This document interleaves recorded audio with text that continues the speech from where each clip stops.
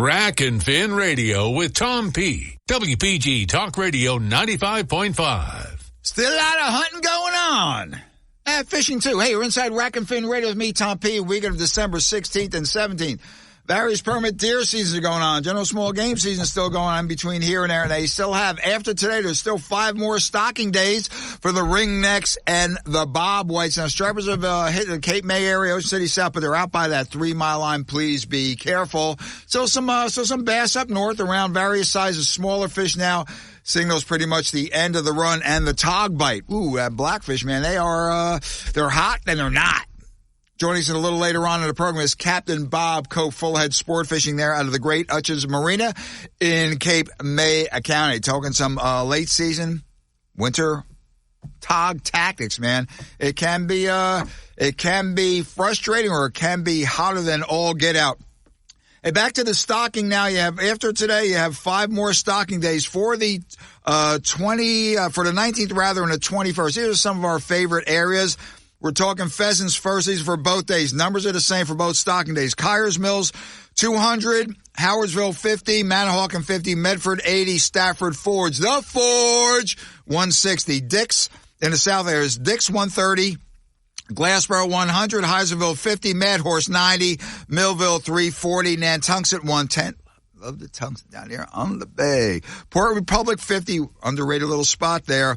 Just the other day on the parkway, not one but 2 copperheads dead on the shoulder. I was tempted to pull over, man, do the quick grab. But my luck, there'd be a trooper right behind me. Tuckahoe, 110, and Winslow, 140 for the bobwhites.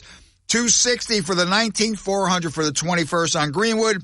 Peasley, 260 on the 19th, and again, 400 for the 21st. I'll tell you, there's some late season opportunities here. The best part about chasing the pheasants and the bobs now, for the most part, hunting pressure has been cut by at least 2/3, so it's more or less of a quality experience going on. But hey, coming up in our next segment, we're talking about deer. Winter bow season is going to be happening pretty soon. Still 2 weeks, a little tired of it. You want a winter bow hunt. Now's the time to get out. Check some new areas, do some scouting. Still plenty of deer, man. They still survive. Mark Kroniak, member of the New Jersey Bow Hunters Hall of Fame, will be talking some winter bow tactics next couple of segments. So grab that cup, grab that Red Bull. Be right back. Rack and Fin Radio. Hey, man, was it in 5 more days, 6 more days? A little more daylight hanging around. The march to spring will be underway. Be right back. Rack and Fin Radio. WPG Talk Radio 95.5. Harry Hurley for Ambient Comfort Heating and Cooling Professionals. Rising energy costs continue to be one of the top news stories. We might disagree about the best solution, but we still need to keep our homes and our families comfortable. If you suspect your heating system needs repair, call my friends at Ambient Comfort Heating and Cooling and save $50 off any repair this month. If your system is making louder sounds, if you notice unusual cycling, or if your system is over 10 years old, it may need maintenance to keep running safely and at maximum efficiency.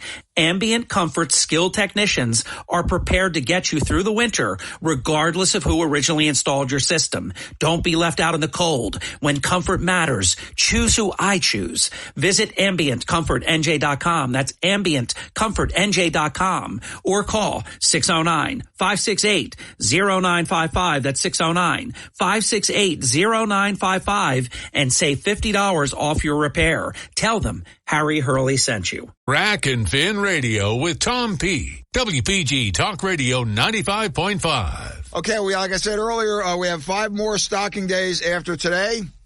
So the pheasant, although the seasons are going to extend into, I think quail ends January 31st. And ringnecks end February, 16, 17, somewhere in there. So the opportunities are still going to be out there.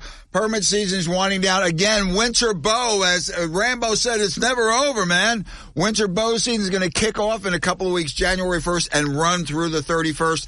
No doubt the most challenging hunting of the year. Not so much weather anymore with the blinds and the little buddy heaters and all that good stuff. And the body heater suits when you're up there in the Stan Lovey D. Marie way up there. Hey, baby, have a parachute! What's going on?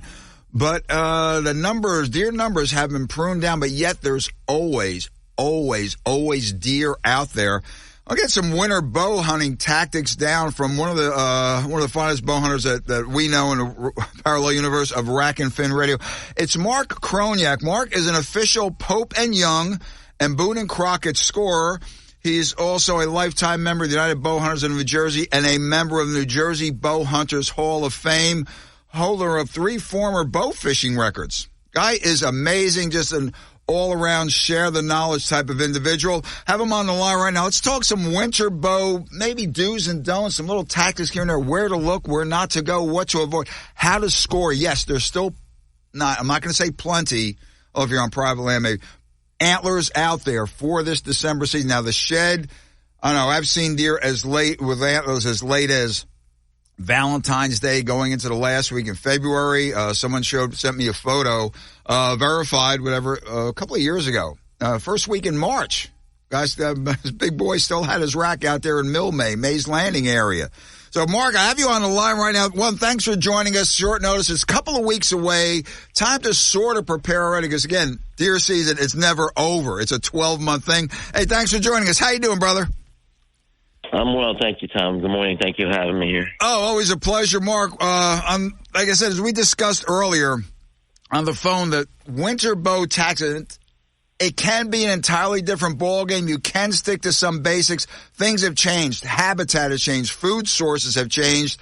All the foliage is pretty much down, but you do have, especially down here in South Jersey, these god-awful thickets and stuff. Now, you get to hunt statewide. Would you agree this is the most challenging season of all the seasons out there for the whitetails? Yeah, you know how it is. The deer are on edge, getting blasted and chased around for months by now, and now they're on edge pretty much. So, yeah, it is challenging, yeah. But, Mark, there's always the bucks that survive, and be it a spike or be it a rack or what they say, in the world on TV, especially a shooter. And now, Mark, tactics, especially like public land or private land, deer are going to behave the way deer do. Mark, do you find it more weather-driven or food-driven? Getting a track on these whitetails in January, what's one of your main veins? Food is a big key factor, and there's less food available, acorns, whatever. So if you can find feed, you're going to find the deer, and they're going to be more prone to come into it. And that includes, not natural food baiting kind of things. Mm-hmm. You can put some corn out, it's going to be even more productive. There was a time where I only baited during the winter season. I wouldn't bait during the year. Mm-hmm. Join us on the line is Mark Kroniak, Pope and Young and Boone and Crockett scorer, lifetime member UBNJ, and also New Jersey Bow Hunters Hall of Fame. Man, that's I know one of the first inductees. Len Cardinal, God bless him, gave me my from Butts and Bows in Belleville up there in North Jersey on Washington Avenue, right next to Branchbrook Park and Nanita's restaurant in the park, which is now all about catering, but that's another story. But Mark, again, locating food sources. Now, I said acorns. I've seen, Mark, it's really wild. We're out there, we'll have some corn out or sugar beets, what have you. And we'll see deer nibble on that, but then go to brush, go to like buds or something like that. In other words, going to more natural. Picking areas out where, if you're going to search for food, are you looking at swamp lowlands? Whereabouts? What are we looking for? I mean, I guess it depends on where you live. You got some areas that have natural crops that are planted, and there's still some available. Farmers will sometimes leave a little bit of beans standing through the winter for the deer, or corn standing for deer, and areas like that, or just natural browse that they eat. In the woodland itself. Mark, deer movement as it pertains to, again, now, believe it or not, listeners, again, as of in a couple of days, days are going to start to get slow, a little more light. In January, deer movement, moon phases, weather, patterns that affect them where are they easier in the winter again because, there's not much food, they're going to be here or whatever, easier to get a pattern on, or is that, that go out the window with, January storms or increased light, what have you? For bucks especially, it's probably easier because they're past the rut. They're more on a pattern, Mm-hmm. Not that they're still not rutting, actually. So I think December and January is some of the best rutting action you can have. Whoa. Let's get into the tertiary rut, secondary. Wow, into January, huh? Yeah, sure. Some of my biggest bucks have killed in December, January, absolutely while they were rutting, you know. Wow, you know, Mark Singer, sometimes in September I'll see fawns with spots. So are those early September? So those are offspring of the secondary or tertiary rut, correct? Yeah, sure. So now, of course, you know who Leonard LaRue is. Oh, Lenny Rue, you up there in Blairstown? Yeah, Sorry. So he's written several books, and one of them including Deer of North America. That's probably one of the best non-hunting books that a hunter can own, because it gives you so much biological information on the deer. And it's, according to him, 6-month-old does will come into heat in January. So you have September, October, and November ruts that are the mature does, 30 days apart. Mm-hmm. And then in December, healthy fawns will come into, January, healthy fawns will come into rut. And there's so fewer does coming into heat later in that year that the majority of the bucks are on that doe. So you can really have some intense rutting action later in the year. Wow, and primarily listen to the dominant bucks, or will, spikes, forks, just like teenagers, everything get involved? Whoever wants some, you know. Well, so their behavior, that can be like when you see a deer walking down the street in November, down the street in a suburban town, or they get that careless, that crazy? It'll be as intense just in this. You won't have as many bucks running in different directions, but if you do have a hot doe, there'll probably be more bucks on her because of the fact that there's so fewer does that are in heat at the time. Okay, joining us on the Rack and Fin line right now is New Jersey Bowhunters Hall of Fame member Mark Kroniak, also a Boone and Crockett and Pope and Young scorer and lifetime member of the United Bowhunters of New Jersey. Great organization. Well, Mark, will they be working old scrapes or making new scrapes? What's the dealio?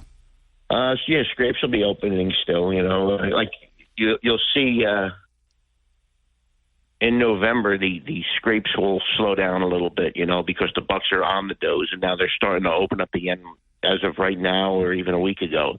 Scrapes are starting to get worked again because of, bucks are out looking for does again. There's not as many available does, so they're just trying to pick some up. Well, Mark, let me run this by you then. So with fewer does, fewer babes out there, lack of babage, as we say, will they be even more attuned to sense, to estrus sense? You know, misting as you're going into your stand and stuff. Will they respond quicker? Yeah, really?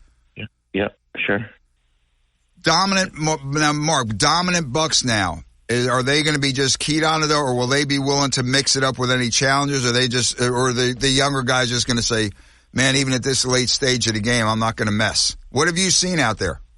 I don't think the rut is going to be as intense and craziness that you have in November, but when you do find a hot doe, it's going to be some exciting, intense hunting. They're not going to be running through the streets and on lawns like you normally can, but you can have some really, really good rutting action later in the year. Okay, listen, we're talking winter bow tactics. We're getting some more of it in the next segment with Mark Kroniak. Grab that cup, grab that rebel. Be right back. Rack and Fin Radio. It's never over. Never over. Be right back. WPG Talk Radio 95.5 FM and 1450 AM. South Jersey's talk station. Fox on Tech. Are we scared of the robots yet? Elon Musk's Tesla has been experimenting with humanoid robotics, and just this week it's revealed a video of its second generation of Optimus. It looks like a person. It kind of walks like a person. It can do squats like a fit person. Why? It has feet shaped like a human and can sense how much weight it needs to put down when walking. That means its walking speed is 30% faster than the previous Optimus robot. It can move its fingers, which can also sense what it's touching and can gently handle it. In the video, it picks up an egg with one hand and transfers it to the other hand before placing the egg gingerly in a bowl. Tesla says Optimus Gen 2 is a prototype. You won't be able to buy one even if you could swing it. But Musk has previously stated a desire for humanoid robots to take on labor tasks humans would rather not do. With Fox on Tech, I'm Eben Brown, Fox News. At Ocean First Bank, our first thought is you. We put you first in all we do. Community banking for a century. We treat you like your family. Whatever you need, whatever you dream, let's make it a reality. Ocean First Bank, putting you first. When your dream is building a new home, we offer mortgage options designed with your convenience in mind. Like combining your construction and permanent loan into just one closing, saving you time for the really fun stuff, like planning that housewarming party. Whatever you need, whatever you dream, let's make it a reality. Ocean First Bank, putting you first. Member FDIC, Equal Housing Opportunity Lender. Confin Radio with Tom P. WPG Talk Radio 95.5. Here we go. Look out below. Back inside Rack and Fin Raiders. Me, Tom P. Week of December 16th and 17th. We're talking winter boat tactics. 2 weeks. The season's going to open January 1st and run through January 31st. Half hour before sunrise, a half hour after sunset. On the line right now is very special guest Mark Kroniak, Boone and Crockett and Pope and Young official scorer, life member UBNJ, and member of the New Jersey Bow Hunters Hall of Fame. Some winter boat tactics. Now, Mark, insofar as tactics, there's stands. You know, you can do I guess they call it still hunting, the slow walk. You had mentioned something that you do successfully with some other hunters, driving, during bow hunting driving. That was pretty unique. I know some guys that, 2 or 3 moving around, but you actually have successful driving techniques for deer winter bow? Yeah, sure. I mean, even during the regular season as well, the extended season and early season, whatever. But usually we do it during winter bow for whatever reason, because it's colder and you're moving. And you could do it with anyone from 2 to 22 guys, and depending on the size of the woodlot. So again, the other two listeners, a lot of foliage is down for the most part. You have, except again, in South Jersey, and these curtains of bull briars. I think one time I was driving with a club for a week. I went through a pair of Carhartts pretty much. It looked like and my face was all ripped up. But Mark, driving now, is it down here, for example, is it the yo buck, the screaming, or slow, methodical drives? Explain these drives. So the biggest thing to a drive is not letting the deer know they're being driven naturally. If they know that someone's going to be down there waiting for them in that area you're pushing them to, they're going to avoid it. And then doing it a couple of times prior, you get to learn where the deer are going to run through. So again, you can set up on a small woodlot anywhere from 5 to 10 acres in size, or even less, and you just bump the deer slowly from one corner to another. Or you can do it. We do it up in North Jersey, up in Sussex County, in the Delaware Water Gap area, and we would do that with 20 guys. A good friend of mine, Jim Ellis, who you may know from Butts and Bows days as well. Yeah. He would get people. Yeah. He would get people coming down from New Hampshire and Vermont, and we would have 30, 40 guys, and we would just do these drives. And for miles, they would do it too. Everybody would set up on a line with a compass, and they would walk that line towards people set up on logging roads, and they did fairly well. Now, Mark, we're talking like a slow, methodical pace, so to speak, right? You don't want these deer flying ass, through the woods, correct? 100%. You're just making them move slowly. You don't want them running. And setting up where the stander sets is, pretty important as well. You want to set up in an area where the deer isn't going to blow through, so it's going to have a little bit of cover, but it's going to have a break where a deer has to stop before he gets through that break, like a little bit of a dip. So he may stop right before that dip, and that's kind of where you want to be set up. And again, the more you do those drives, the more you learn where the deer are going to, they're going to break rules naturally and do things that aren't 100% of the time. He said that for my benefit, people. Oh, they're going to be here. They're going to be here. Tom P, where were the deer? I don't know, man. Well, Mark, the importance, again, is knowing the topography. I mean, so scouting, whether it's a drive or whether it's an individual hunt, you have to, again, getting to a new area. And that's why listeners now, 2 weeks ahead of time, if you want to try a new area, if you believe it's shot out, which it never really is, now's the time to be doing it, correct? Yeah, sure. I mean, the woods are so much more open, there's so much more to see now. It's easier to see because of the openness of the woods, and you can learn a lot more. Yeah. So, Mark, during these drives, I find this intriguing, people, and I've never seen it with the bows before. During these drives, I mean, the deer, they're hit. Are they, again, not for lack of better, for like they're easy to recover, but are they,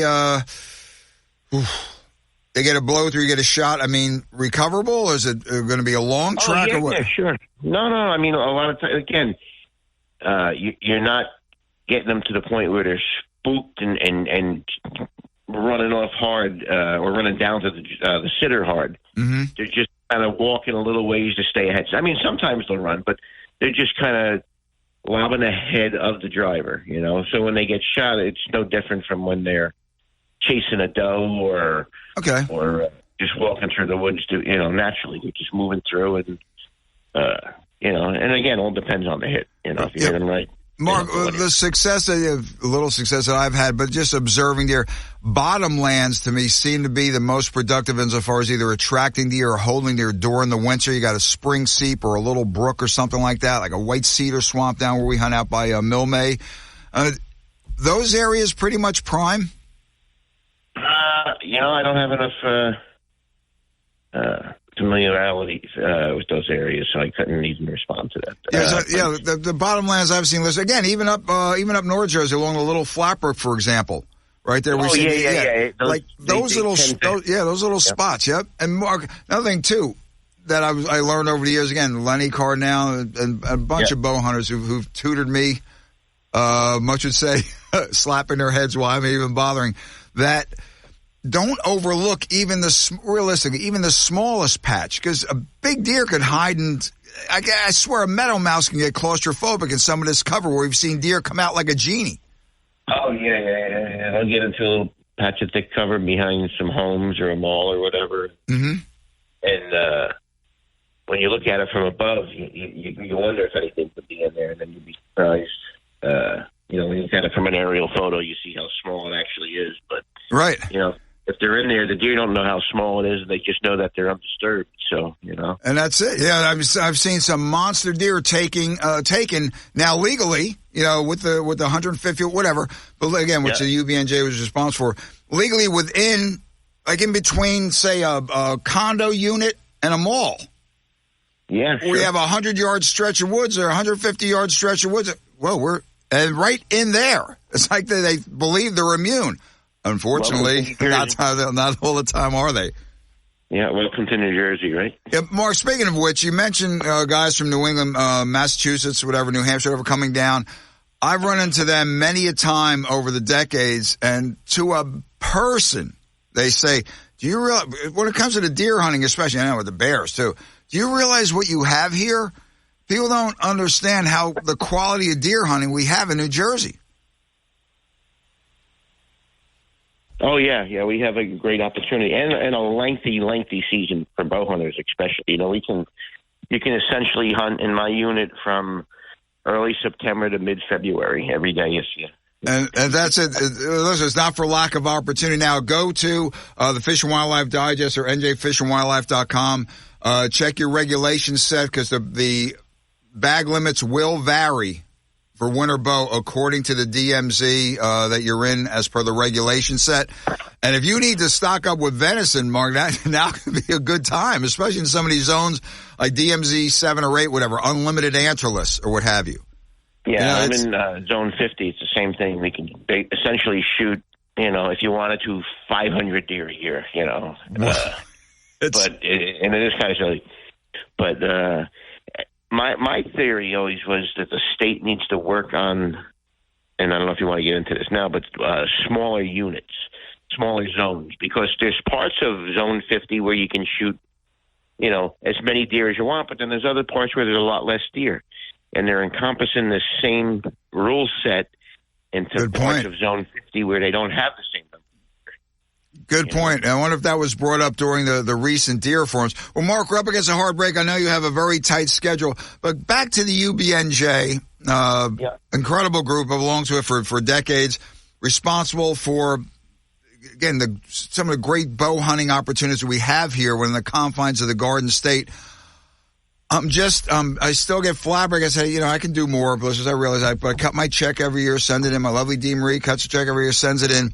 But honestly, we're talking, approximately 40,000 bow hunters in New Jersey, all enjoying the fruits of the UBNJ's labor and other groups, New Jersey Outdoor Alliance type thing, and yet refuse to join or just shrug their shoulders out. Who cares? I'm just going to go bow hunting.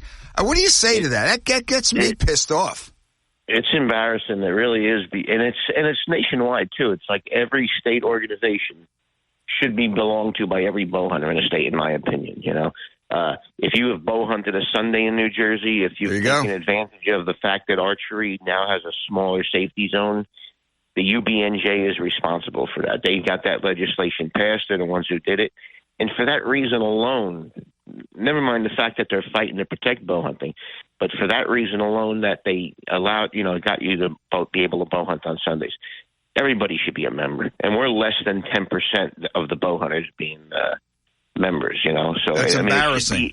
It really, really is. It's kind of sad. It just shows like an apathy towards exactly. You get. I'm guilty of this. Look, I'm raising my hand here in the studio. I'm guilty of this myself. But it's not as if the UBNJ isn't out there promoting and doing events and getting youngsters involved in tournament shooting and the whole bit. I mean, they're trying. The organization is trying. Same with the Federation and same thing with the New Jersey Outdoor Alliance. But it's just, again, Mark, the apathy, and I can't explain it. I just sort of shrug. Yep. Mark, somebody else will take care of it. How's that? That's what I usually say. Somebody else will take care of it. It's everybody's thought. Yep, exactly. Well, Mark, thanks for joining us. You have a kick-ass end of the Yule month and a New Year. Maybe see you in the woods. Hey, let's get together for a winter bow hunt. Sounds good. Okay, now my lovely Dee Marie is going to say you better get some masking tape and tape my mouth shut. So, Mark, take care, man. Merry Christmas, Happy New Year. Thanks much. See you in January. You got it, brother. Join the UBNJ. Yep. See you later, man. Great guy, Mark Kroniak. And I'll tell you, he had the state records for white and more car bow fishing. I mean, like 60, 70 pounds. Holy God. But, yeah, winter bow hunting opportunities. A couple of weeks. Get out here and do some scouting now. It's a never-ending thing. I like it, but I don't know, the whole day thing, unless I'm in the heat of blinds, that's a tough cut. But you do have some of those moderate days. You do have some of those moderate days in January. We've been out there sometimes 50, 55 degrees, and the deer are moving. It's a challenge. The numbers are low, but as Mark said, there's always some racks out there. Okay, be right back. Rack and Fin Radio. People all over the Jersey Shore have found the easiest way to stay connected to South Jersey's talk station. It's the WPG Talk Radio app. Read free South Jersey news. Listen to your favorite talk shows. It's all just a tap away with the WPG Talk Radio app. Powered by Smokers Haven. Smokers Haven has the finest selection of cigars. Stop in at one of their 5 locations and let them help you find the perfect cigar to pair with your life. SmokersHavenNJ.com. Fox News, I'm Chris DeMeo. A jury has awarded $148 million in damages to 2 former Georgia election workers who sued Rudy Giuliani for defamation over lies he spread about them in 2020. One of the election workers is Shay Moss. I spent 10 years as an election worker in Fulton County, Georgia. The lies Rudy Giuliani told about me and my mommy after the 2020 presidential election have changed our lives. And the past few years has been devastating. Giuliani says he'll appeal. We now know the cause of the death of a beloved star on Friends. 54-year-old Matthew Perry died from acute effects of ketamine. It says he had been receiving ketamine infusion therapy for depression and anxiety. Fox's Christina Coleman, Perry found in a hot tub in his home back in October. America's listening to Fox News. Your WPG Atlantic City Electric AccuWeather forecast for South Jersey. A beautiful start to the weekend today, partly sunny skies with a high 56. Becoming cloudy tonight, we're going down to 41. Tomorrow's a cloudy day with some drizzle in the morning, followed by periods of rain in the afternoon and evening. The high tomorrow 58. Rain will taper on Monday, cloudy skies otherwise with a high 61. I'm AccuWeather forecaster Rose Tamburino on WPG Talk Radio 95.5. Rack and Fin Radio with Tom P. WPG Talk Radio 95.5. As I mentioned earlier, man, the bluefin bite, still some tuna getting whacked out up north. Striped bass on the wane, but still fish around. But the talk has been about the tog tube, a.k.a. blackfish, hot then not, red hot, and then ice friggin' cold. It's been, again, as my next guest just said to me off the air, he says, Tommy P, that's what you call tog fishing. Join us online right now. Very special guest when we can get him. Always does a tremendous drum segment. Captain Bob Cope, full ahead sport fishing based out of Cape May. I want to talk actually, it's togging in general, but Cape May togging in particular can be, you don't think of the Peninsula County as being a hotbed for tog activity launching out there, but there is some tremendous togs from that vector point. Captain Bob, how you doing, man? I'm doing well, Tom, and how are you making out? Lock, cocked, and ready to rock. I understand you have a super season. And let's just, by the way, you're going to have to go to his website because I think he may have one date open between now and 2029. Maybe, right? God, between the sea bass, the tog, your giant fluke, the drumfish, it's been crazy.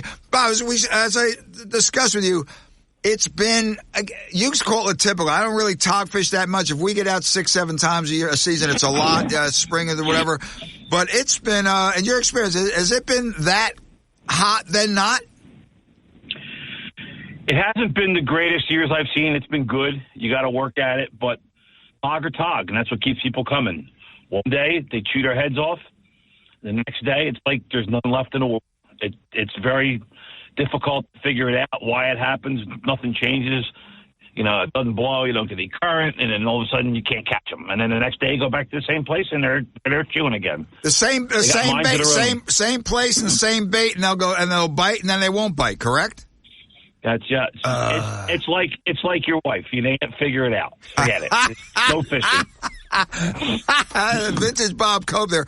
Well, Bob, as I said earlier, again off the air. When you're getting to this time of year now, the water temperature is dropping. It's prime, I guess. But I noticed a few times I went out it's now the Captain Cal 2 up there at the Belmont Road. You just go out of just tradition. On January 1st on the Carolyn Ann 3 at a Barnegat Light. Water temperature 43, 44 they would chew. Get down to 41, 40, and whoa, is it beyond scratchy. Is this now, are you seeing prime time right now, temperature-wise, in the Cape May waters? Yeah, we still have water right around 50 degrees on Cape May Reef. Whoa. Yep, it's still, the water temperature's holding up 50. I think it was 51 the other day. I remember looking at it. It was like 51.5. Plenty warm enough for them fish yet. But, you know, once it gets cool, we'll move off. We'll go to 20 fathoms, fish the deep water, and the water's still probably 50 degrees there on the bottom. You know, a lot of days we see 47, 48 on the top out there. So you're going to have prime tog into the New Year month, correct? Predicated on the water temperature. We did last year too in Cape May Reef. I mean, you know, the bigger fish seem the biggest of the bigger fish seem to move off, but there's still plenty to catch to keep there. You know, they don't go. They're pretty tolerant in water temperature. They don't get off the beach like they catch them around the inlet jetty. Once it gets below 50, it seems like it's over there. But I've caught them at 47 degrees on Cape May Reef before. Caught them, not just picked at them, but catch them. You know, when they're ready to go, they'll be gone. If you check Facebook on occasion, you see Cope's. He does it. Well, Cap, Cape May Reef is the largest in the system, is it not? I think it is. Yeah. It's a big reef. It's got a lot of open area. It's got quite actually, in my own opinion, there's too much stuff there now. Whoa. That bucks the norm. Because I always hear there's never enough cover. No, there's plenty. They've put rocks out there. A lot of guys, they're all over the place. Problem is, a lot more guys tog fish now, and the spot lock game has really changed it because now a lot more guys that could never do it. So, and now these fish get spread, so there's fewer fish in a lot of places. I mean, it's not uncommon for me to make 6 drops a day now, 5 drops a day. You know, you get 7 or 8 here, a couple here, nothing there, a bunch here. You know, but that's what's come down to. But you get them, you just got to go work at it. Yeah, I was just going to ask you that. My next question was about the spot lock. How it's, I mean, you still have to make them bite. They still have to be able to bite, but that spot lock is really tilted the odds towards the angler's favor, correct? That's definitely a love-hate relationship. I I hate them because I'm traditionally an old 2-anchor guy. Yeah. Too big. My boat's too big to use a spot lock. But I can damn well assure you that if I could throw $12,000 or $14,000 out of it at it and have a spot lock that would hold my boat still, I'd be there. I have to admit, it's some of the days when you can't get the boat anchored, it's too calm and the boat doesn't want to sit tight, and you instead of taking 10 minutes to pull 2 anchors, you pick up the trolling motor, go to the next place. You probably cover 3 or 4 more spots in a day. Oh. Well, we were talking about, speaking with Captain Bob Cope, Full Head Sport Fishing. Bob, Hutch's Marina, correct, in Cape May? Yes, sir. Freddie! Shout out to Freddie Hutch! Ernie Hutch the third. But, Bob, on the tug, on this structure, what preferred structure as the water's cool? Do they move? I know Tog love tanks and put them off the City Reef on the tanks. Do they move from one type of structure to the next as the water's temperatures drop? No, they just move around. As you get further offshore, they're more on the wrecks because there's not as much bottom. But you get Cape May's got subway cars. It's got a lot of rocks. Wildwood's filled with rocks, a couple wrecks. Cape May's probably got a dozen wrecks on it.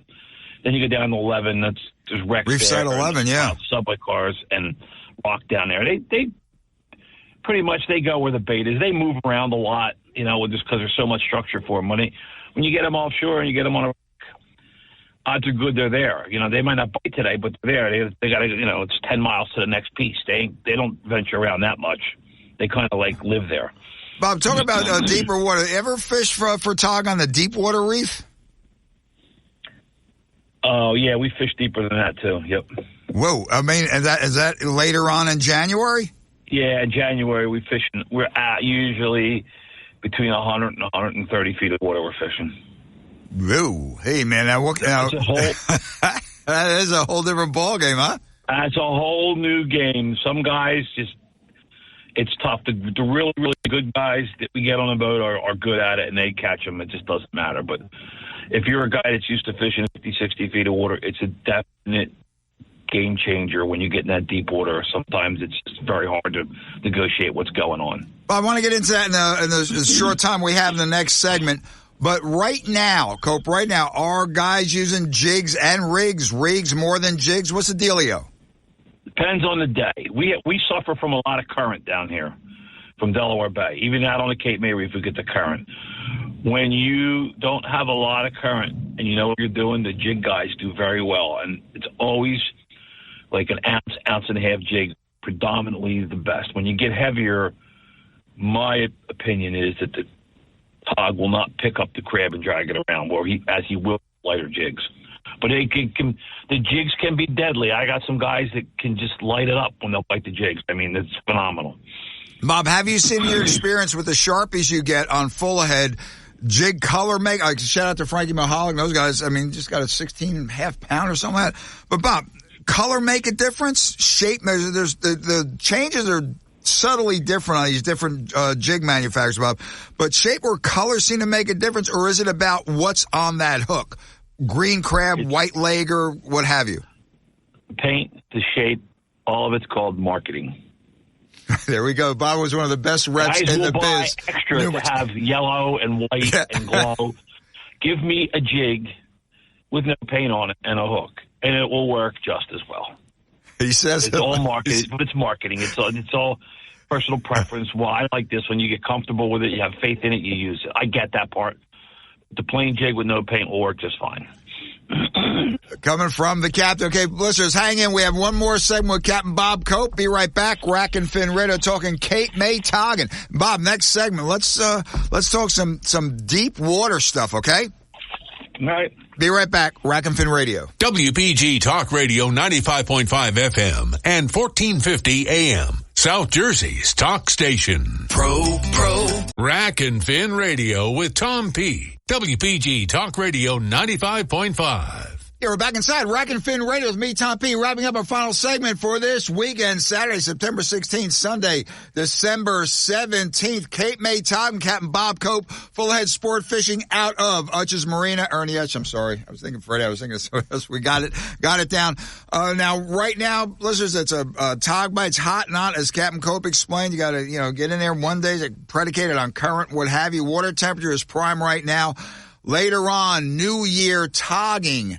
As we know it, it can be a deep water game. Now, Bob, as you said, it's a entirely different situation when you're talking that deep, 100, 130 feet. Go on the game changer, man. What do we have? Well, when you come with us and you fish in that deep water, most of the guys are looking for the fish. They're not looking to catch limits. Right. They want to catch the fish, but they're looking for the fish. And the tackle that everybody uses that's looking for the fish is nobody uses less than 65-pound braid. And they're tying probably 80-pound shocker on and using 80-pound leaders on their hooks. If you get that fish, you want to be able to get them out of the structure. And guys come out with 40-pound test line and a 30-pound shocker. And you get the good fish on, you break them off. It's just right there. Over.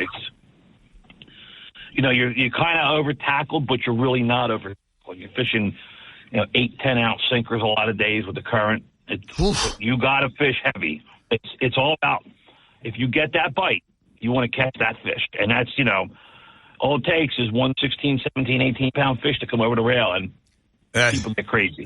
Cap, let me ask you this. Your preference in braid and leader, and is it fluorocarbon or mono? What's the deal?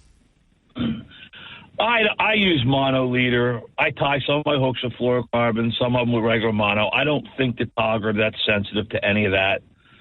You can get in the argument with abrasion resistance with the fluorocarbon, this and that, the other thing. But, right now I'm using that X9 Berkeley braid. I have had good success with that. Now, Bob, on your boat that you supply the tackle, what are you armed with? Rods and reels. Brand, go. All the rods are Penn slow pitch rods, the Battalion slow pitch rods, the medium heavy one. They all have Fathom Star Drag reels on them, and then the other set of rods has all the new Fathom 2 lever drags, the silver reels. It's in the 10 size. Mm-hmm. Cope, in that kind of depth. Again, you have the braid, you have the short mono, whatever fluoro leader. Detecting the taps now, are they tog going to be like chomp, chomp, chomp, or is it going to be that scratchy stuff that they're known for late in the year? And getting that, setting that, and getting that up at 130 feet, Mary Mother of God. Some guys are just it's seconds to them. I mean, it's some days they just bite it, and a lot of days they just, we call it pushing them around, the scratch bite. They just push it around. And you stand there, and sometimes it takes 4 or 5 minutes before he'll eat it. It's a game. You got to be a good doctor. Wait. How long? Sometimes it takes 4 or 5 minutes for him to get it and eat it. They'll push it around. Yeah, and they'll leave it alone. They'll come back. The hardest part of tog fishing is when you get the bite to do nothing at first. That leaves me out. If you swing at that first bite, you get to catch nada. Yep. He said that for my benefit too, as well. But Bob, now down because he see me he just looks at Dee Maurice, look at they shake their heads. But there I am. With my Doritos. I'm happy. But Bob, again, a scratchy bite on a fish like that. When is okay? Now swing now. When is that? Like the third or fourth, fifth bump? What's the deal? You'll eventually feel them put pressure on it. You'll feel the pressure. Sometimes you can watch the line in the water and you can see starting to swim away with it. Like you can see the line start to move. The boat's anchored. You're not moving. If the line starts to go, he's swimming away with it, then hit him. But it's a very hard thing to explain. You just got to go do it until you've called them every name in the book. And then you catch a few, and then you start to catch them, and then it changes. That's what makes this fishery so much fun, because it's, you're spending most of your day with the line in the water. Yep. And it's not sea bass fishing. You don't just drop it down the bottom and catch them. You can fish. I watch some guys, you keep dropping it down and keep getting bites. I'm like, okay, guys, you went through half a bushel of crabs. We killed 3 fish. When are we going to start catching a few of these fish? I can look at the rods and see they're getting bites. And they're like, well, what am I doing? I was like, obviously not the right thing. Vintage Cope. Bob, speaking of baits, the green crabs and the notoriously, from my experience anyway, you look at them the wrong way and they die. Sort of like peanut bunker or herring. White Lagers. 1, they're expensive. 2, getting them could be like getting clams, surf clams during the drum season, April, May into June. Bob, white leggers seem to be the choice in the colder water. Greens still catch them. What's the difference? The scent, the meat, what? They'll catch them on the. We all use whites. Everybody wants whites, so we use whites. I always carry greens on the boat. A lot of the days if I pick up a rod and fish, I'll just pick up a rod and fish with greens, just to prove they'll bite the green. You know, I've caught many fish, double-digit fish, in 115 feet of water on green crabs. I mean, it's a crab. I mean, I think we're to the point in life where we've now made the fish smarter than the angler. Just the sheer angling pressure, correct? Yeah, I mean, everybody overthinks everything. It's important if you check your bait, change your bait. Okay. If you wind up to check your bait after a few minutes, change it. It gets washed out. That part is definitely for sure. You go through a lot of bait. I mean, it's not uncommon to go through a bushel and a half of crabs a day with 6 guys. And Cope, are you talking a bushel of white leggers? A bushel and a half, yep. Oh, man. For me, Tom P., that's getting a second mortgage going on. Bob, on your rigs, single hook, double hook? I've even seen some tog rigs with 3 hooks. Oh. I know. The snafu is good. The double hook rigs, almost everybody fishes 2 hooks. No matter how they configure them, they fish 2 hooks. Bob, hook diameter, hook sharpness, hook design, critical, correct? Yeah, well, it is. The problem now with hooks, Tom, is every manufacturer makes a 4.0, and every one of them is a different size. Different size, yeah. Oh. There's no consistency in what hook is what. I mean, some of these hooks I see, I got some hooks on the boat now I'm fishing are 6.0s, and I got other hooks that are 4.0s, and you'd swear they're the same hook. It's... About any particular preference brand-wise? Because I know you're a stickler, especially when it comes to what Kopi calls the business end of the setup. I've got these new Mustad hooks. They're called... They got a couple of new lines. A mutual friend of ours is there now, and they're doing a really good job of revamping everything. And it's the brand... The style I'm using is called Notorious now. Okay. That's a new style hook.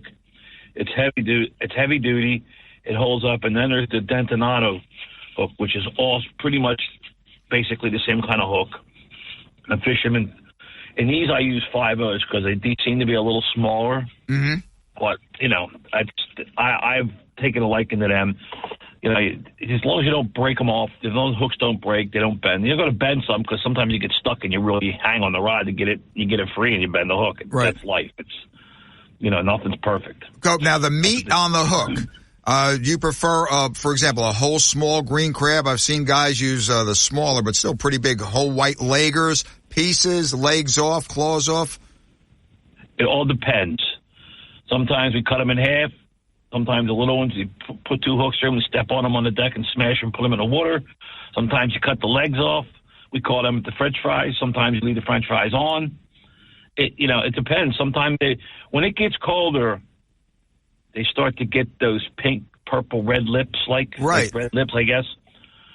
Well, that's because I think they shed their teeth, is what I'm told. And their mouth gets soft. They get soft mouth, and they don't want to really eat and chew that hard stuff. So a little trick is we use eating shrimp, regular eating shrimp, and put a piece in the front of the hook. There you go. Put the crab on, then put the shrimp on. That'll get them chewing. But it's got to be the cooked shrimp. Got to be the orange stuff. If it's a regular shrimp that's not cooked, they don't eat it. Right. I mean, it makes no good sense. Listen, over the years when I mentioned the shrimp, this Cope right here was the source of that. And I saw it I said, whoa. And Cope that up and up. When the bite's tough, Bobby, sometimes that's been a tiebreaker. Even if it was, hey, Cope, even if it was on the jetty, at Manasquan or Avalon or Barnegat Light, that little piece of shrimp sometimes makes a difference. Well, because they can eat that. It's soft. They know what it is. I mean, they smell it, I guess. And they start to chew on that, and then they just take everything else. You take a bite of steak, next thing you eat the whole steak. Cope, the future of togging, as you see it, the regulations are being changed here and there. You're right in the thick of it there. Tog fishing is, Is this the good old days? Are the good old days way past? I mean, the limit's going to be dropping to 4, and then it's closed. 1 fish here, 1 fish here. What do you think? I think it's the good old days are way past us. There's too much pressure with the way we manage fisheries, and it's out of the state's control. It's done by the feds, so let's not blame the state because our state guys do their best to do what they can for us. You can't manage one thing. If I manage you, there's going to be a lot of yous and nobody else is in it, and everybody's going to be screaming. And we can't have that in this world either. But you got to have – there's no way that it's ever going to get any better because they force you to fish for them. Because what else can you do?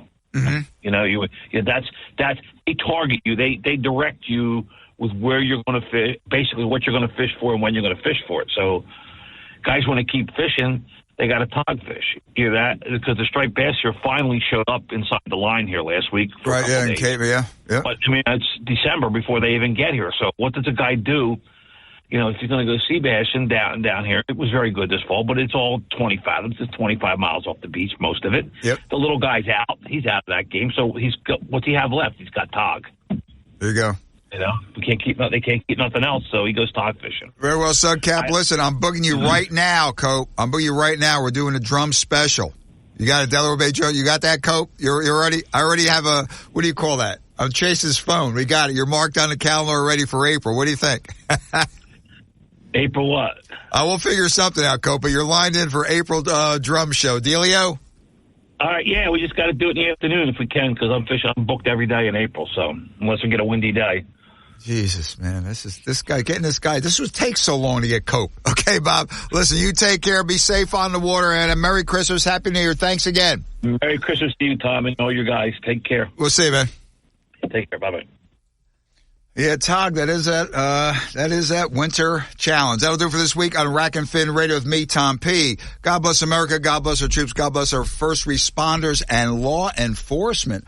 Wow, let's see. We have 1, 2, 3, 4, 5 more days. And in the 6th day, and on the 6th day, the daylight starts to hang around a little longer. The march to spring will be underway. See you next week. Rack and Fin Radio. Get out and enjoy. A lot of stuff going on. Get out. Okay, weather's going to be rain. So what? Later on, that's next week. Go out and do it.